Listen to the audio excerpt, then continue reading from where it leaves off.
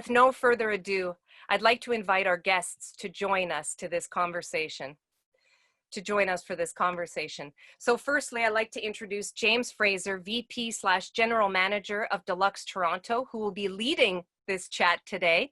And he's joined by our fabulous guests who have all recently finished or are finishing projects with Deluxe in a remote virtual capacity. That is Alan Poon, cinematographer, Nareen Shankar, executive producer / showrunner, The Expanse, Alicia Hirsch, post-production executive, Alcon Entertainment, The Expanse, and Lindsay Gosling, writer, director, and producer. All right, welcome everybody. James, take it away. Thank you, Melanie, and thanks to the Academy for providing this forum that we can all talk about our interesting new world of remote collaboration and post-production. I also just kind of off the bat wanted to acknowledge that our industry has been hit pretty hard in all facets, and to all of our colleagues and collaborators in film and television, we're thinking of you, and we hope that we'll all get back to work soon. As Melanie said, Alan, Lindsay, Nareen, Alicia, all have been working with us in various stages of their productions, and in various forms and in various formats, disciplines. I kind of want to go back to start, just to kind of take us back on where things were in March of 2020. Beginning of March, we started to hear more about the worldwide pandemic coming to North America. And in fact, around, I want to say it was March 13th, pretty much every production in the world started shutting down shooting. But we still had a lot of projects that had already completed shooting and were in various stages of post. And now as a facility, we needed to figure out, with what we anticipated was going to be a lockdown happening, how we would look to help our clients finish their projects that had to keep on schedule and meet certain deadlines. Cut to March 25th in Toronto, there was a lockdown imposed by the provincial government of all non-essential businesses, and we could no longer access our facility, except for only the very basic functions to keep our work from home protocols running. Alan, you were working on a feature film for Netflix at the time and had already started your color correction process. Nareen and Alicia, you were working on The Expanse, and in fact still are, and had finished shooting, but really hadn't got into the post-finishing stage yet. You were still in visual effects and locking episodes. And Lindsay, you had completed shooting on your show, but we're just starting to enter the process of exploring your visual effects for the film. So I think everybody here has a really unique perspective, and I just kind of wanted to give everybody an opportunity to talk about your experience.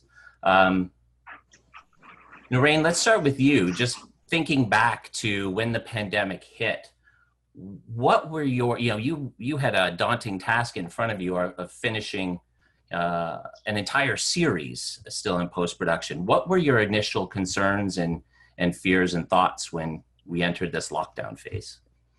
Well, it was the dislocation was pretty intense. I think we all remember those days, everybody's scrambling. But one of the advantages that The Expanse had was, for the last several years after we wrap, I would leave Toronto and come back to Los Angeles. So a lot of our remote workflow was already in place, is that we would do daily visual effects reviews. I would review score with composer, all of that, sound spotting, everything. We use CineSync, we use, pretty extensively.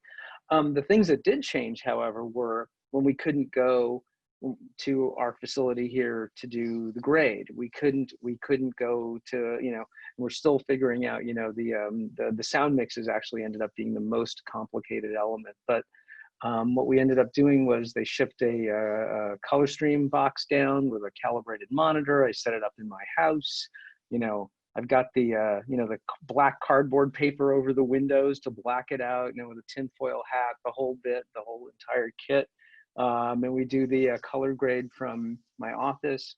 All of the visual effects houses, they scrambled and they got all of their people on remotes very quickly and very effectively. And so now we're on, we have 13 or 15 people on our visual effects reviews in the morning in 15 different places. Everybody's on Discord. We're all on CineSync, and it has been astonishing at how good the process has been. So it's actually been incredibly successful in that sense for us. You had the distinct advantage, like you said, of already employing remote workflows, both in sound and picture and visual effects, since season 1 of The Expanse. That's right. Between our facility in Toronto and the facilities in Los Angeles. However, you weren't able to access the facilities in Los Angeles either in the beginning for remote reviews. So we had to move things right into your home to be able to facilitate that process.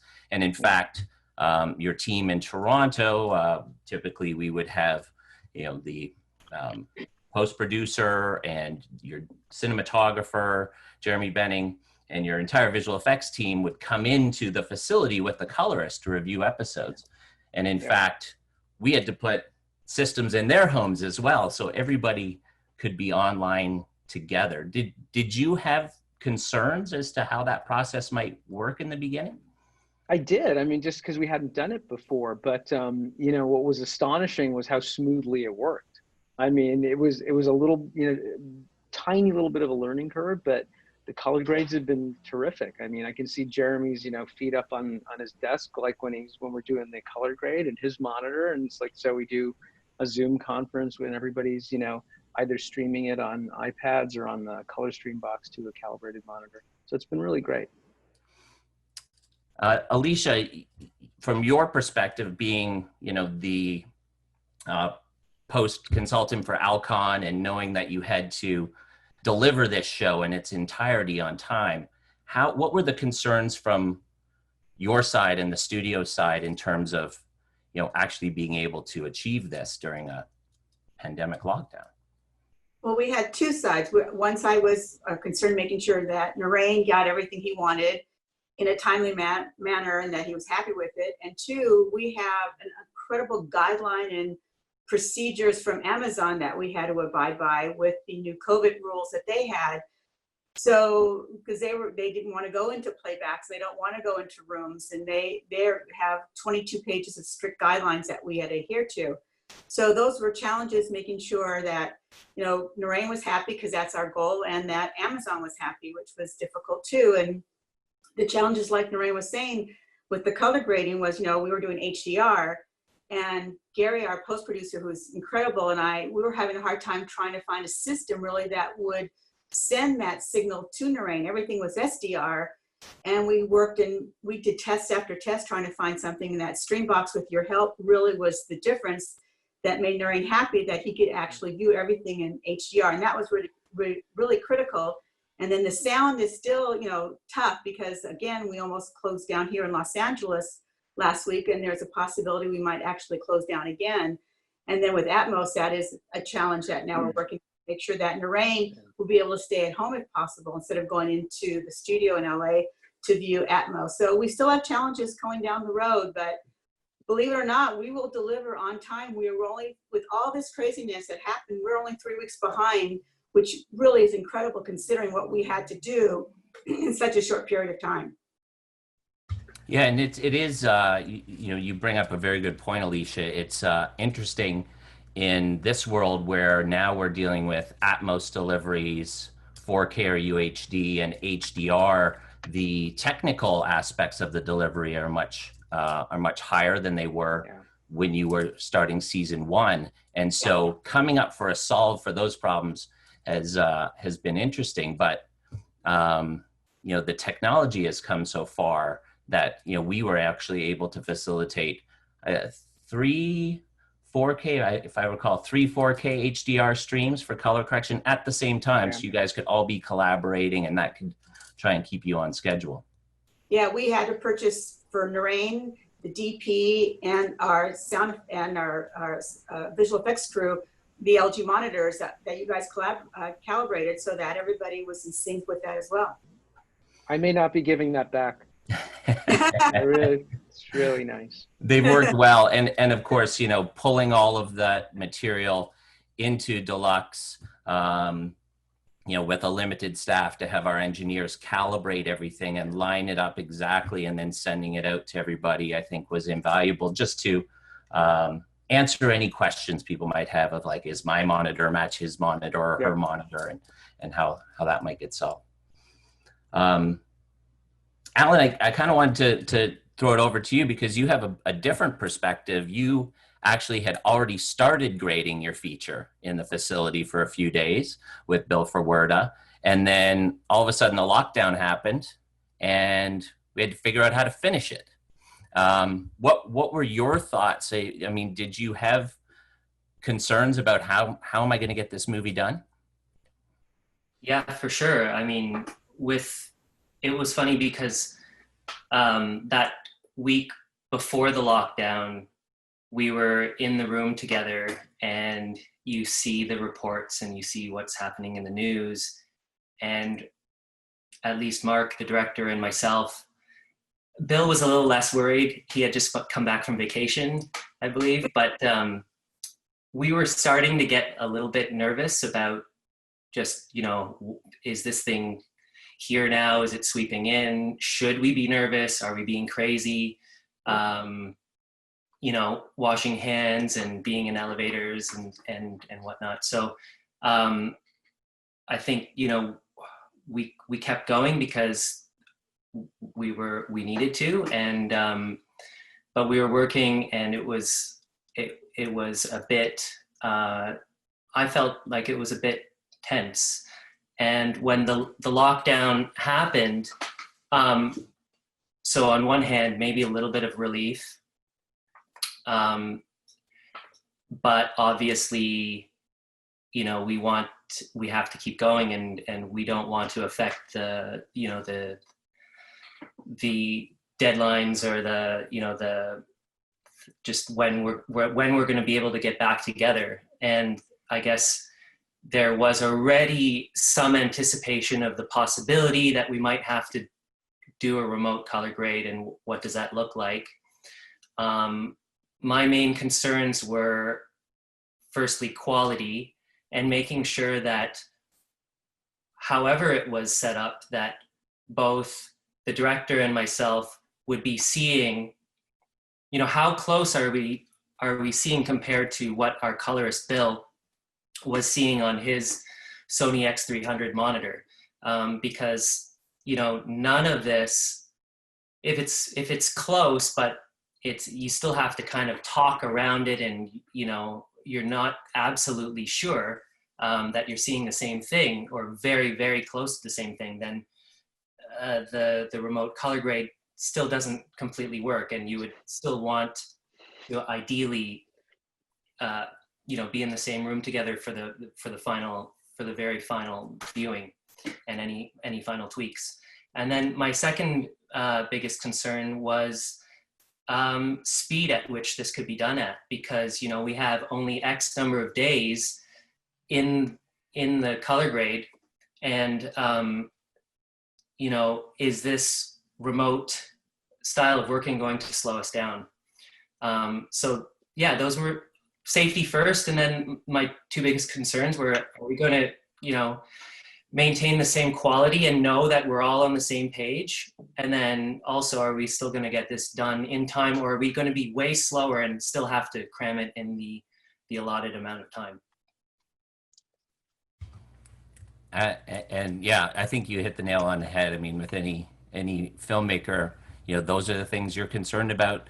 Sometimes even when you're in the room, I mean, is things, you know, is it matching? Are we getting the most quality? And now you have to deal with this extra added layer of how do we solve all those things while working in different rooms and different houses and different addresses. So I want to come back to you, Alan, because I want to talk about how we work to solve those problems and what the results are. But I just kind of wanted to set the stage as well for our viewers and bring in Lindsay. So Lindsay, your unique perspective, again, you had completed shooting your feature in Oklahoma, if I recall, and you were in the offline edit when the pandemic struck.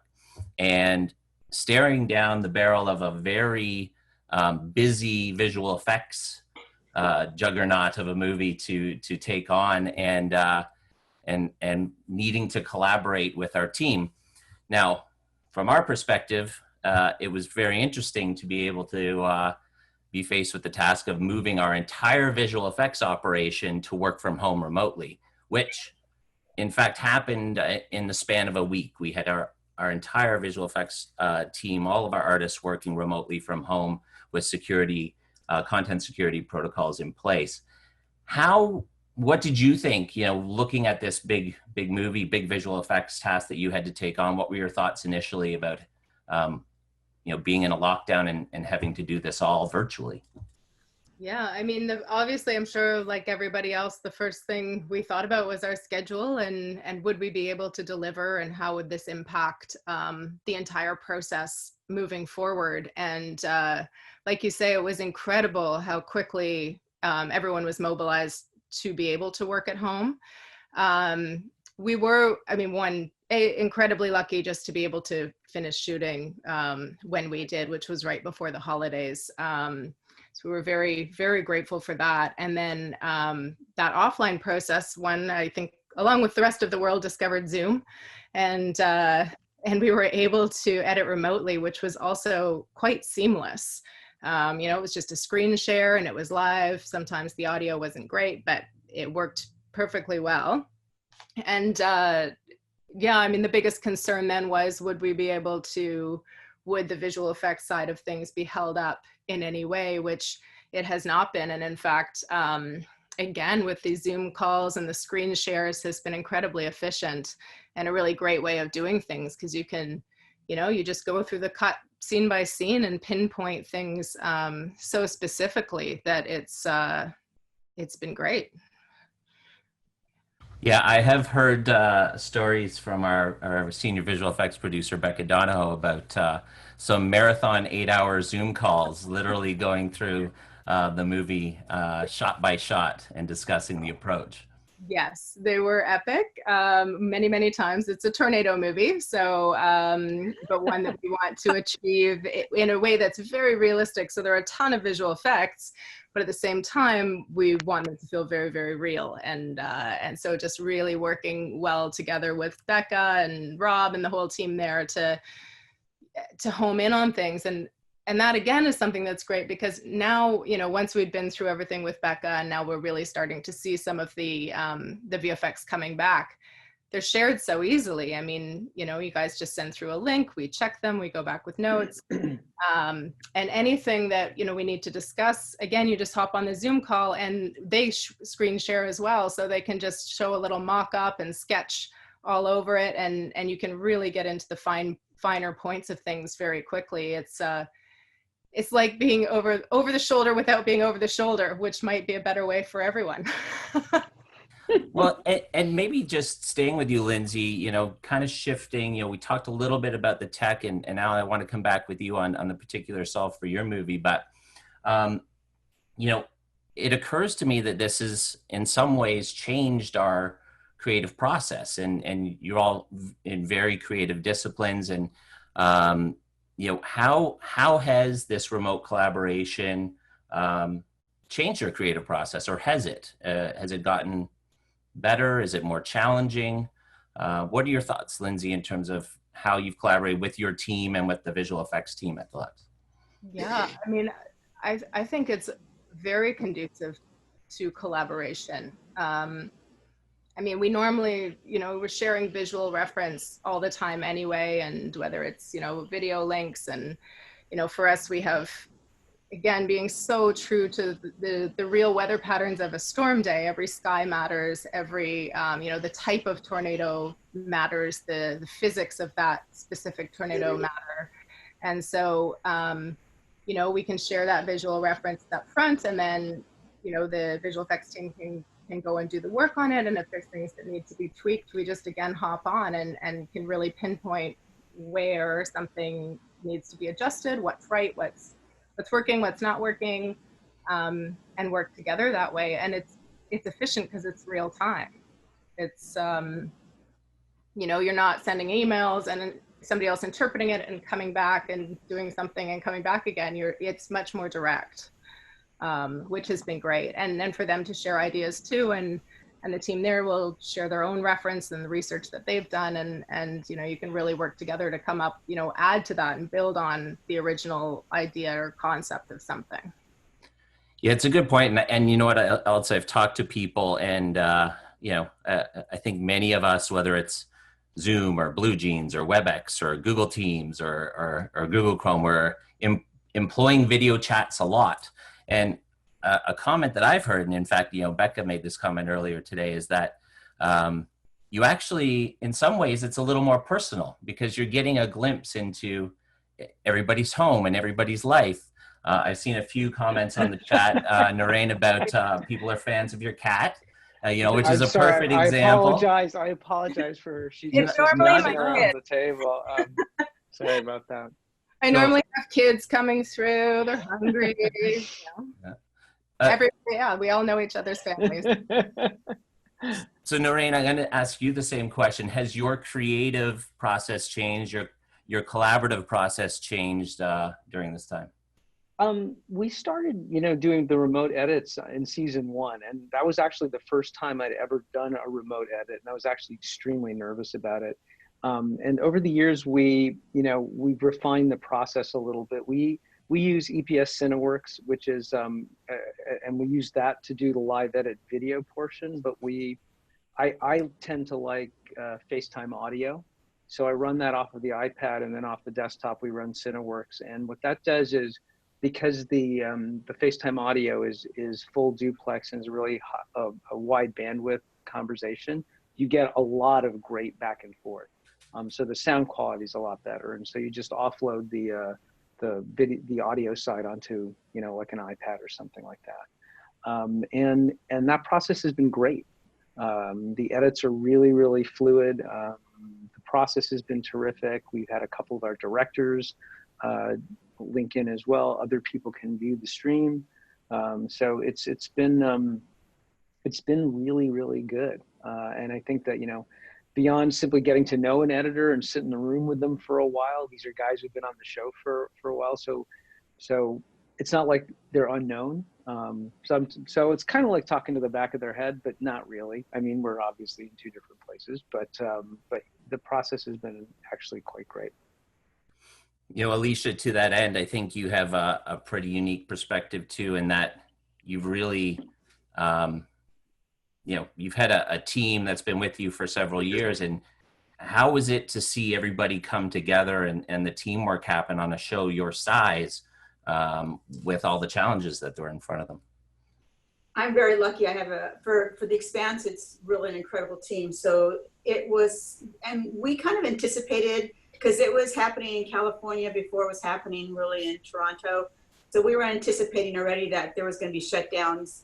So we were already ahead of the curve a little bit with coming up with solutions and coming up with ideas of how to stream everything. And on my other shows that I have different challenges. I have one show in Japan and one show in Vancouver. I mean, I have all over the world. So each show had its unique challenges. I think the biggest challenge for me as on the studio side is the security issues. So we wanted to make sure that when we do send things through the pipeline, that it was secure.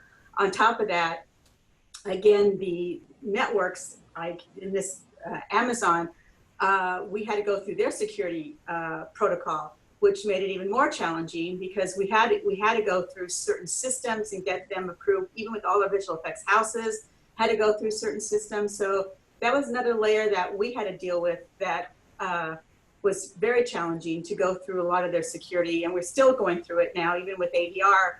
We've been lucky so far because all the ADR stages are open, but if we do the remote, you should see the list of security issues that we have to go through with them, with, you know, all the COVID problems. So I think though that with, you know, CineSync and with EPS Cineworks and with Pix and everything else, it really helps our lives move forward in that part of it where we don't have to worry about security at this point, which is important. Yeah, absolutely. And I have to give a shout out to our engineering team who very quickly worked to develop, you know, industry best practices, all MPAA certified in terms of keeping your content, not just having you work from home, but also our team work from home, and making sure all your content was secure and approved by your partners and your studios. So shout out to our engineering team for that. Your engineering team, they were absolutely incredible, because we have a lot of challenges. I mean, the HDR was a challenge because we knew that we can go through Clearview and other different softwares, but they were SDR. And your engineering team, between that and helping us with the sound and helping us with the mixes and helping us with everything, to be only 3 weeks behind in 10 episodes, delivering in August, is incredible. And that's because your team really, they were incredible. I just have to say that they were great. Well, we're in the home stretch now. We'll get there. Alan, I wanted to come back to you. You know, you had you were talking about, you know, the worries and the technical challenges. Of course, your show was also 4K HDR, and you had to work from home. Bill was working from home. Mark was working from home. How did that change the way you work? I mean, you know, we deployed stream boxes and C9s all calibrated to your homes. You had great internet bandwidth, which was excellent. We could work in 4K HDR with you. Yeah. But how did your collaboration with Bill and with Mark, your director, change, or for better or for worse? I think it changed very little. And, you know, fortunately I've worked with Mark many times before, and also with Bill, we had been in the room for a week ahead of the lockdown. Plus, for many months before that, we had done a few camera lens tests that went through the whole workflow to kind of establish the look and feel we were after. And we had a good dialogue going already. So jumping onto Zoom and having to continue that way, I think overall very little had to change in terms of our creative collaboration. I think, you know, I think I mentioned on our pre-call that I think we're very lucky to be where we are at with technology, you know, coming into this lockdown because of internet speeds, because of computing power, and because of where essentially consumer grade TV monitors like the LG OLED being as good as it is, and still, of course, getting calibrated by your engineering team to be 97 to 98% accurate, or close to as 99, you know, as close as possible to the X300 as the gold standard, you know, really kind of allows us to just keep going with, you know, you don't really have to change much. I think, you know, if I can think of some of the benefits of the remote color grade regarding or related to creativity, is that I think because we're all in the comfort of our own homes, and you've removed the commute time, and so, you know, the hours that you're working and being comfortable, I think translates directly into, you know, staying super engaged and focused and relaxed, and being able to give the attention to the screen that it deserves. You know, I love the color grade process, and I think overall nothing can replace being together in the same space. But after many days in a row, it can start to be a grind of being in a dark room, deciding on, you know, the fine details of slightly brighter, slightly darker, slightly more saturated, you know, all these little details, and scrutinizing over the details day after day. It can get tiring. So I think, you know, the nice thing about being at home is I think you're just, it's more comfortable. And, you know, in the 10th hour or 11th hour or 12th hour, you're still giving it its full attention, and you're not thinking, oh God, I've got another, an hour commute before I get home, and I'm not going to make it home in time for dinner, or, these kinds of things. So it's kind of, I think there were a number of benefits, I think, creatively, there were a number of benefits kind of comfort-wise and just quality of life-wise that I think will directly translate into the quality of the project.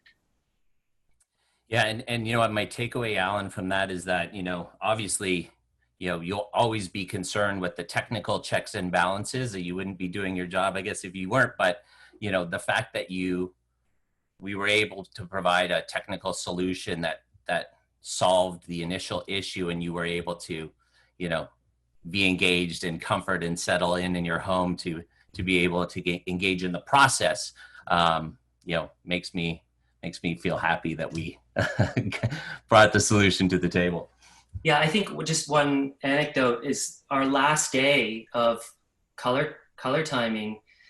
After that, we were kind of running out of days, or we were on our last day, and the stream boxes had to get moved on to another project. Bill, our colorist, was moving on to another project. So we kind of had to we were very close to the finish line, and we had to get everything done on that last day. And it ended up being a really long day.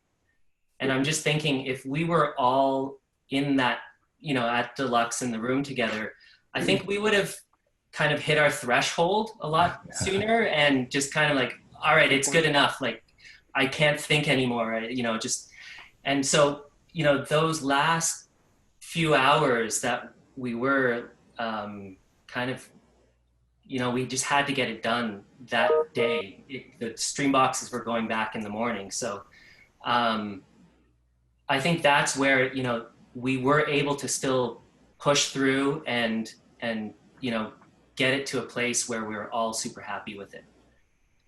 Amazing. I wanted to encourage our viewers to, in a few minutes time, we're going to move to some question and answer. So if you have any questions, hit the Q&A bottom at the bottom of your screen and type it into the chat, and we'll get to those at the end. Narain, obviously you're still in the middle of this. You've overcome a lot of challenges, and there may still be challenges to come. Do you feel like you've gotten there and into a groove now, and that you've settled into this new way of working, and the solutions are in place? Yeah, for sure. I mean, the only thing that seems to still be trickiest is the sound. I mean, there really isn't a great way to do that at home. I had actually, just before the lockdown occurred, we had installed a new Atmos system in my house, and I was thinking, oh, maybe I can use that, but there was just no way to get the acoustics to match up. It's like, without really having a properly designed theater, that's harder. We may have to scramble a little bit if the facilities in Los Angeles get closed. We're about to play back episode 7 of 10. So, and we have something we might be able to, figure out and cobble together to get it close. But yeah, I mean, I think, as Alan was saying, the ability with, consumer grade hardware to get super close to what you'd be able to do, like by sitting, in the lab, is pretty astonishing. And I think overall, it's been incredible. And I completely agree with the psychology of it. It's like doing a 10-hour session at home or whatever. It does not feel as wearing as when you're in the room in a company and you're stuck there all day and you feel trapped and you just want to get home. But yeah, it really, there weirdly are some benefits. Yeah, and we were quite lucky in post-production that, as part of Ontario's Phase 1 reopening, we were able to get back into the facility. And we had been prepping your show in 5.1 as we moved our mixers to work from home, but really getting back in the facility to be able to access the Atmos infrastructure was key, I think, and being able to prep those episodes for you to listen back to a string of them in LA once we could get into facility down there, I think really helped keep the ball going. By the way, I will say this, this actually is going to change how I approach doing some stuff in the future, in the sense of like how I equip my house, because I think I will actually approach it a little bit differently. Set up, maybe even set up for sound, maybe set, you know, definitely set up facilities for like very easily getting a stream box in, and having that stuff available, because it's just so much more convenient and you can use your time more efficiently. Absolutely.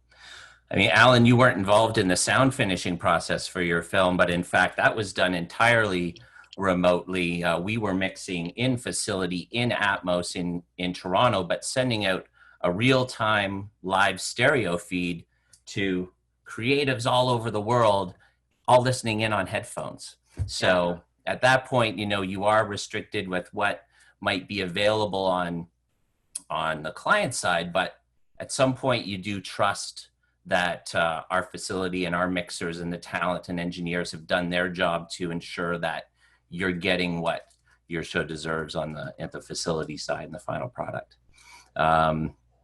Lindsay, you're about to get into the real heavy lifting now on the visual effects side. Do you think that you've got a roadmap now to have things in place to be able to complete what you need to do? Absolutely. I mean, I have no concerns. You know, obviously at the beginning we had a lot of concerns and now there are none. I mean, everybody seems so well set up, and this, the creative collaboration is, it's just made, it's simple, it's straightforward, it's direct sharing and screen sharing and all of these things. I think we're lucky. These guys, we're kind of coming up a bit behind everybody else here. So they were the real guinea pigs.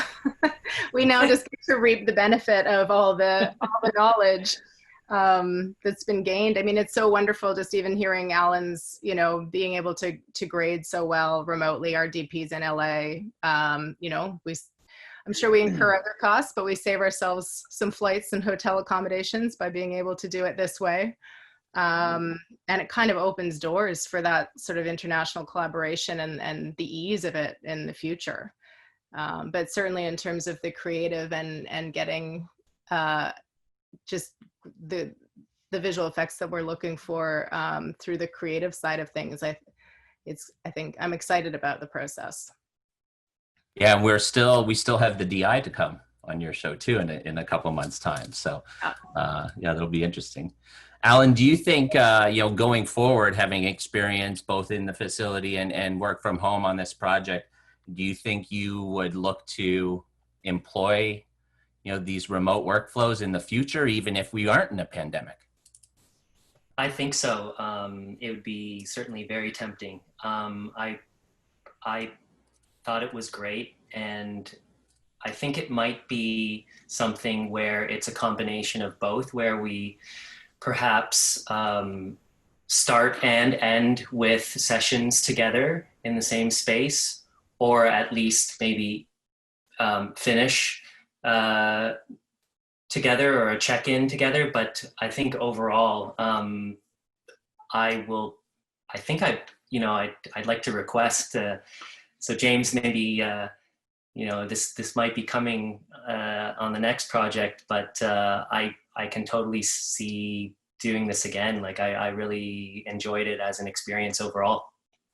Well, Alan, if you want to do it, we've got your back. Okay. We have the technology. Alicia, you know, I'm gonna ask you for the final point before we go into a bit of a Q&A here, but you know, where do you think things have come in the last few years? I know we touched a little bit on the new solutions and new technology and, you know, internet bandwidth and what we're able to do, you know, on this project, the Expanse and projects going forward, where you've seen the technology come in the past, let's even just say the past 12 months. What do you see as kind of some trends coming out of this in post-production, be it work from home or, you know, remote collaboration around the world? What are your thoughts? I definitely think working from home now is going to be something that post-production, the editors are going to expect, and I think the showrunners are going to enjoy that as well. So I think that definitely will be the future. We'll see if maybe sometimes, I know the writers like to have the editors next to the writer's room, but I really think now with the way the future is. I think having editors at home really does make a difference. I mean, bringing dailies into the home now is nothing. Real-time editing now is there. I mean, I remember when I was at Fox, it took, we were trying to do real-time editing back then, and it just wasn't working because there was such a lag. The lag is gone now, which is incredible. It makes a huge difference in that. Visual effects, doing things at home now, which we're doing with, we have 8 different companies we're dealing with. Everybody's still at home. We're getting things back and forth. I think that's going to be interesting for the future. I think that post-production is ahead of everybody, and usually always is with the technology. So I really believe that because of what's happening now, it did change the workflow post. Everybody will try to be working from home. And I think the only time really we'll go into a facility, perhaps the post producers, will be for QCing, because I think that still has to happen. Playback, definitely, until we can figure out solutions for Atmos and anything else that's coming up with sound. But I think that the future really is that post-production will be working remotely. As long as the bandwidth is there, we're going to be fine. Well, working remotely or coming into the facility when it's safe to do so, I mean, certainly we are having clients in our facility now, albeit with some increased health and safety measures in place, like our physically distanced, socially distanced lobby set up here. We'll be here for you guys, whichever way you decide to work, and continue to bring innovative solutions to the table. I want to thank you all for your insight. If you have some time, we're going to stick around. I've got some questions in the chat here, and kind of just wanted to put them out for the group. Some of them are specific, including the first one, which is directed to Lindsay. Lindsay, Chris wants to know what system you guys have used for your remote editorial, for your offline edit. How did you collaborate within that system? So our brilliant editor was Lisa Grutenboer, and she was on Avid, and she just was able to screen share. So she had the Zoom set up, and then she could just, grab the screen and share it that way. So I could see both windows and the majority of, the tools, but then when she went into bins and things like that, I didn't need to see any of that. Yeah, but it was just regular Avid edit. And Alicia, maybe I'll ask you the same, because you're a lot more complex in that you had several different editors in several different places, all needed to connect together. I think you touched a little bit earlier on what you used, but could you speak a bit more to that? Well, it's the same thing. We did the Avid, and then we went through EPS, which is Cineworks. They're great. Setting up the boxes, and it's very reasonable because we can move the box. Well, in the old days, you move the box from room to room. Nowadays, we have the boxes going actually sometimes from editors to editors, but it's a very easy, simple, secure, again, it has to be a secure system. So I use that company for all my shows all over the world, because I never have a problem with them, and I can trust them. And that's really important to make sure that the trust factor is there, so that when Narain or all the other showrunners are doing their editing remotely, that there's no problems. And just to add a little bit to that, another thing we found was great with it was, again, the whole team can hop on it at any time, right? So it doesn't matter where everybody is. If we're doing a session in the morning and then we have producers coming in to review things, people can just pop in at their scheduled time, without that commute. It's the reason I liked Cineworks was because it gave me like the full image on my screen. So I have like a 27-inch iMac that I typically do most of my work on. And by putting the audio on a separate device, it just made it super fluid. So I could just basically just focus on the monitor. And that way the Zoom wasn't like interrupting with it like Zoom can do sometimes. So it was really, like I said, it was really successful. Yeah, they're a great company. Yeah. Lindsay, another question actually directed to you specifically. Obviously, studio productions, there's a lot of resources required to come together all at once and to make these remote workflows work and to address the concerns of the pandemic. But, being an indie film,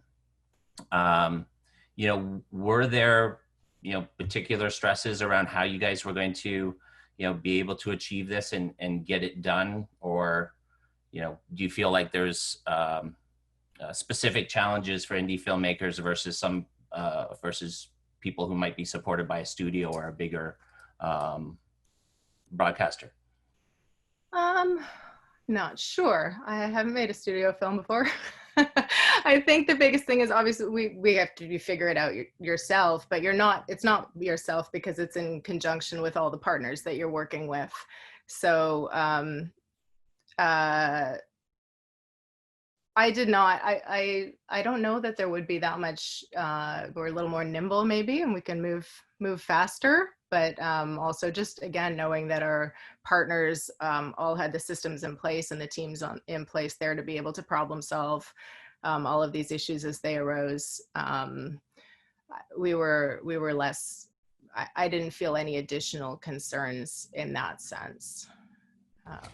Yeah, I think a key piece to the technology too that's been brought to the table in terms of remote workflows is that they're scalable.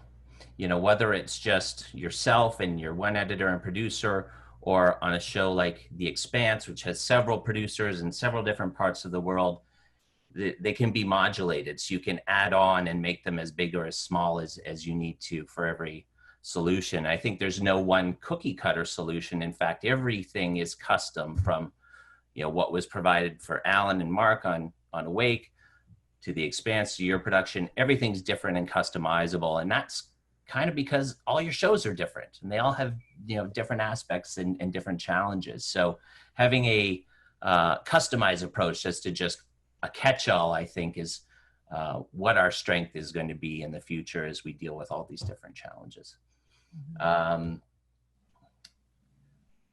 So I had a question come through on the Q&A, and we didn't really touch on this, Alicia, because in the end, we didn't end up needing it. We were able to get back into the ADR studio at kind of at the crucial point, but initially a big challenge was going to be ADR and how you record ADR when everybody has to be at home.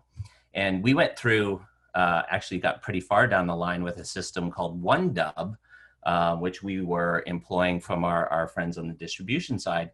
And that was going to be able to facilitate actors to record from their homes through a secure web server in full quality.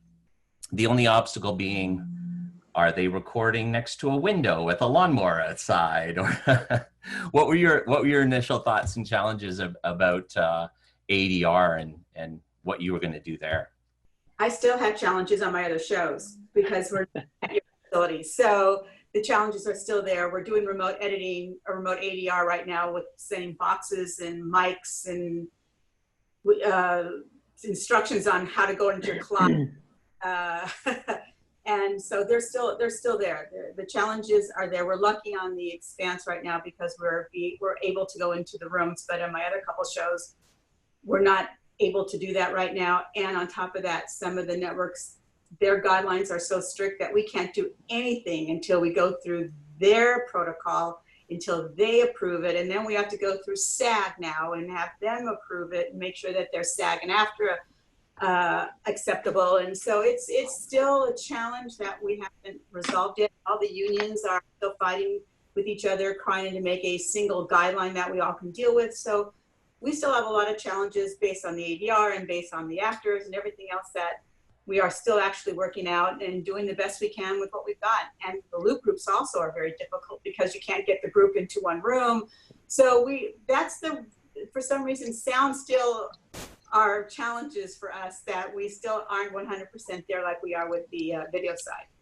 But the funniest thing I remember about using, we didn't go too far down the road with OneDub, but the funniest part of it was we were told that some of our actors didn't actually have computers. Oh yeah. They didn't have, they were all entirely on their phones, so we had to send them computers to get hooked up. I was like, wow, okay. The actors too, right? There were two key actors. It was only the actors. It's like the thought of not having a laptop or something to actually hook into is like it's kind of inconceivable to me, but it was hilarious. So yeah, I suspect it'll get worked out eventually.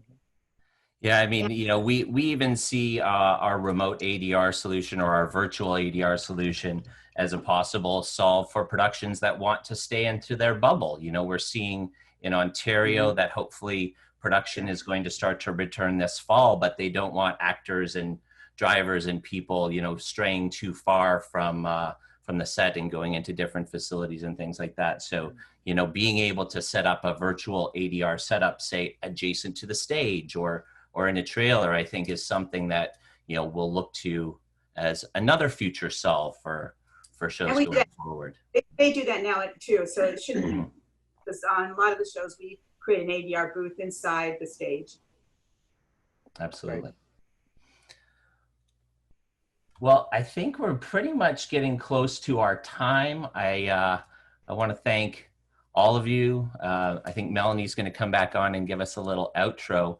But before she does, I did want to kind of share some news. You know, this is this panel was sponsored by Deluxe, and of course, that's where I work. But going forward, we're going to be still offering the same scope of post-production, sound, picture, dailies, and visual effects services.